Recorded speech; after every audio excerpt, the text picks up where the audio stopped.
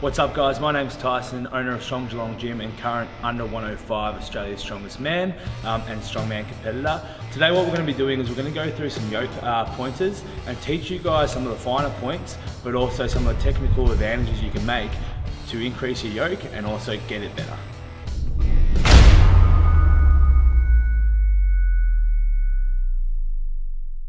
This is our sturdy yoke. The yoke is a fundamental movement of strongman and you'll see it in most events in a variety of different ways. What we're going to do today is we're going to go through a few different pointers of our yoke. We're going to go through setup, structure, movement and breathing. So let's get stuck into the first part of the yoke, which is setting up your yoke to make sure that it's right for you. So when we set up our yoke, we want to make sure that we don't have the cross beam too high or too low.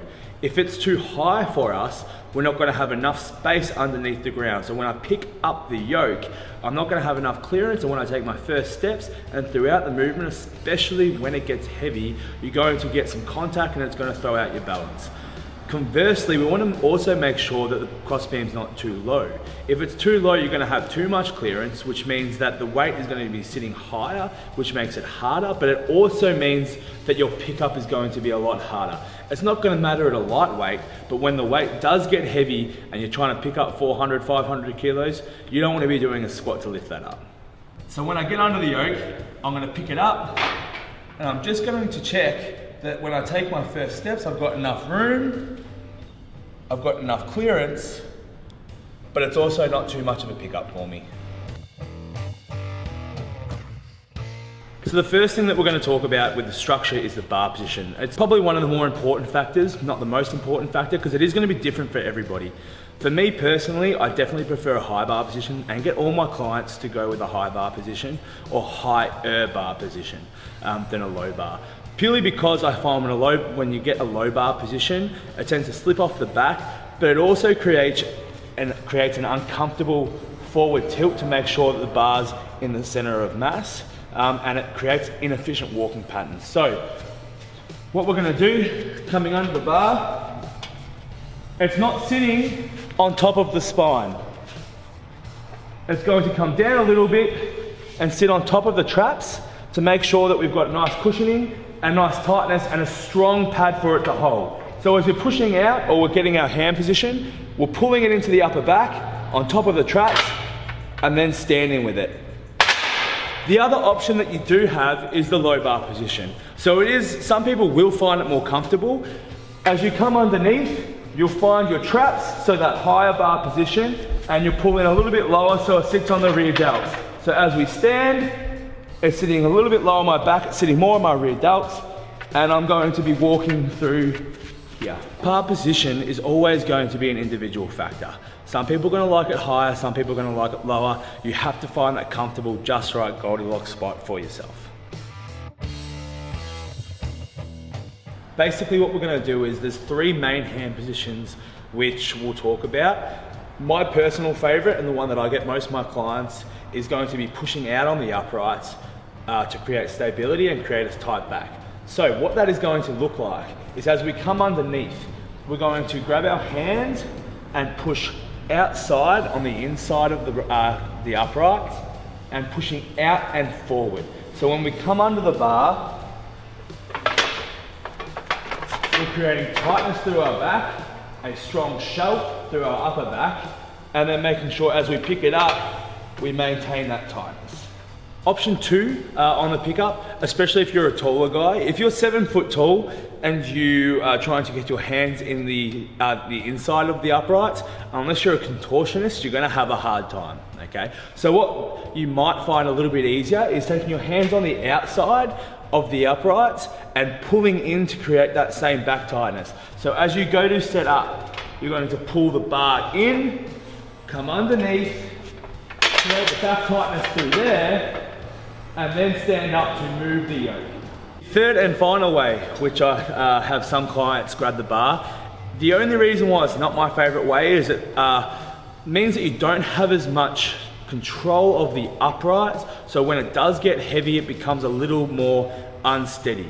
The plus is you have more back tightness through bunching of the back in that squat position, And also, if you go to different competitions or use different yokes, it's going to be more transferable because you're not going to have to worry about the width because you're always on the cross beam. This is going to look like, so tight hands, grabbing the bar and making sure I'm creating bunching in the back to maximize tightness. So the pickup of the yoke is another important factor which we're going to talk about. Making sure that we're not taking it too wide, but also not too narrow. There's that Goldilocks factor again. Everyone's going to be different, but you do want to have a narrower stance, or at least have the stance for the pickup that you're going to roughly be walking in, okay? So when you pick it up, you want your feet underneath your hips. You want to make sure that when you stand strong, rigid through the hips, and then taking your first steps, okay? And we're going to show you that on the yoke right now.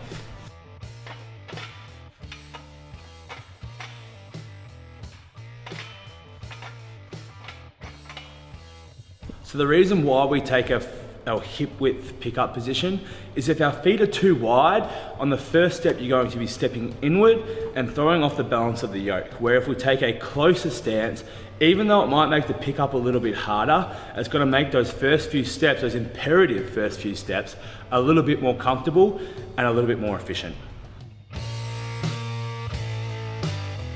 So now that we've got our bar position, we know how to set up our back, we know how to set up our feet. We're going to talk about our pickup and then also get moving, okay? So once we get moving, the biggest thing is creating stability through our trunk or our main structure. So rigid through our torso and also rigid through the hips and the knees for when we start moving.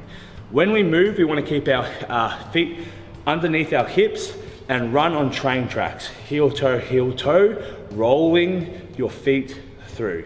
Okay, keeping smooth movement the whole way through and making sure that we keep our structure tight. Okay, so jumping underneath, we set our bar position, we set our back up tight, and we're going to take a big breath, filling up our diaphragm, that big balloon, to create a rigid structure through our trunk. Pushing out on the uprights, creating maximal stability through our upper body. We pick it up and then we start rolling through. Tight hips, tight knees, nothing moves besides my legs and my trunk stays steady. Okay, so the last thing we're going to talk about with the yoke is our breathing, which is a really, really imperative part, especially when it gets heavy and you start doing longer and longer runs, or it takes a little bit longer to get through. With our breathing, our diaphragm and our trunk is everything on our yoke. Our stability and our structure, making sure it's as rigid as possible, is going to be the difference between a great yoke and a poor yoke. So when we breathe, we need to fill up through our diaphragm, so we're breathing low, creating structure and pressure, intra-abdominal pressure is what we call it, through our trunk. Especially if we're wearing a belt, we're going to be pushing out on that to make sure that we are tight, that we have structural integrity through our torso. When we breathe and we're running, we can't let that air out. Think of it as a balloon. When we breathe, we fill out that balloon and create tightness. If you let your air out while you're running, suddenly you've got 500 kilos on your back, hopefully, and a flat balloon, yeah? As soon as that goes, all that rigidity that you had, all that structural integrity goes, and you've got 500 kilos on your back ready to crush you. You need to breathe while maintaining pressure through your torso. How we do that is by taking small breaths in and out. So if I take a big breath and fill up my torso, when I breathe, it looks silly, right? I know. But at the same time, it's not going to be so silly when you're running a yoke and you're going to fail, okay? It's going to be your lifesaver when it gets heavy. So, jumping on the yoke and showing it how it looks. We come underneath, once again, we find our bar position. We tighten up our back. Our elbows are tight. My feet are underneath my hips. I take my big breath. I stand.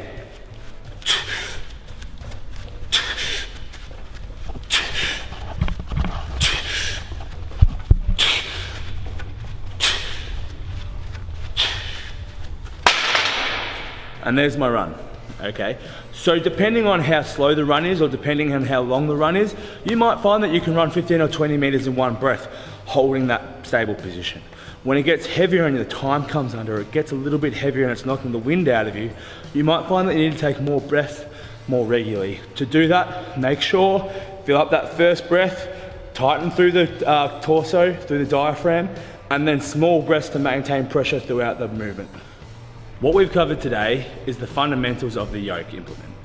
We've talked about our setup, so making sure that the yoke bar is not too high, not too low. We've talked about structure, okay? So making sure that we are tight through our back, making sure our bar position is prime, making sure that our trunk is full with air and stable, and making sure that our pickup position is underneath our hips. Then we've talked about movement, so rolling through with the feet, keeping our hips and knees tight and moving through nice and tall, okay? And last of all, we talked about breathing. So creating our tension or pressure through our abdominals, okay? Making sure that we've got a rigid structure through our torso and trunk and maintaining that through the movement through small breaths. Thanks for watching, guys. Once again, my name is Tyson from the Strongman Way and Strong Geelong. Hope you got something out of it. Make sure you check out the other videos for more content, and happy lifting.